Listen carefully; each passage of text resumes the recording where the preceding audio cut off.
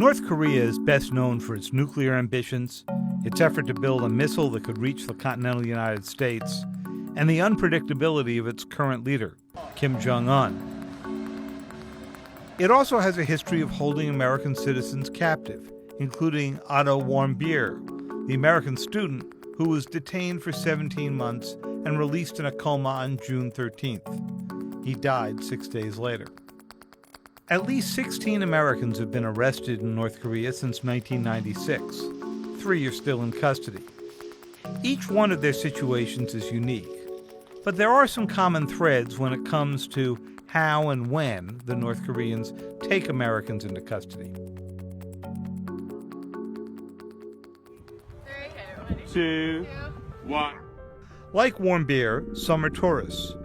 Others are Christian missionaries or scholars or human rights activists or even journalists.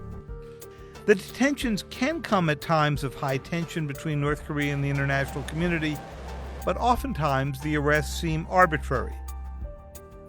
Otto Warmbier was arrested 3 days before North Korea claimed that it had detonated its first hydrogen bomb.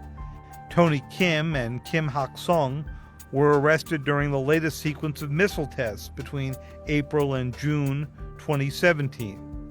Kim Dong-chol was arrested while North Korea was under pressure at the United Nations regarding violations of human rights. Please, I have made the worst mistake of my life. We don't know very much about how North Korea's judiciary works, but we know it works quickly. The crimes that the Americans have been charged with have included unauthorized interactions with locals, carrying out religious activities, spying, or, in the case of Otto Warmbier, stealing a propaganda poster.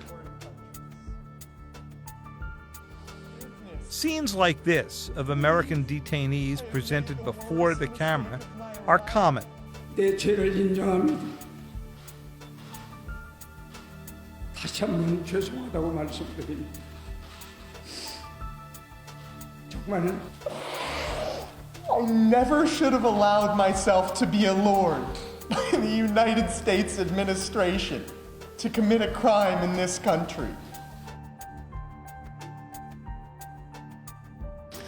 Otto Warmbier was ultimately sentenced to 15 years of hard labor for stealing that political propaganda poster. Kim Dong-chol was sentenced to 10 years of hard labor for alleged espionage.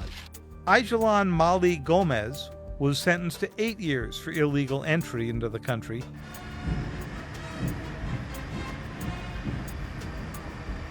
It's almost impossible to know what North Korea expects to get by detaining American citizens. One theory is that it's leverage in negotiations over sanctions. Others believe that these hostages are taken to reinforce President Kim's persona as an all-powerful leader. Forcing American dignitaries to come visit to negotiate a detainee's release can be a pretext for opening a diplomatic channel. Frequently, the detainees are used for propaganda purposes. For obvious reasons, the Department of State warns U.S. citizens not to travel in North Korea, but experts estimate that hundreds of Americans still visit the country every year. Congress is considering legislation that would make such visits illegal.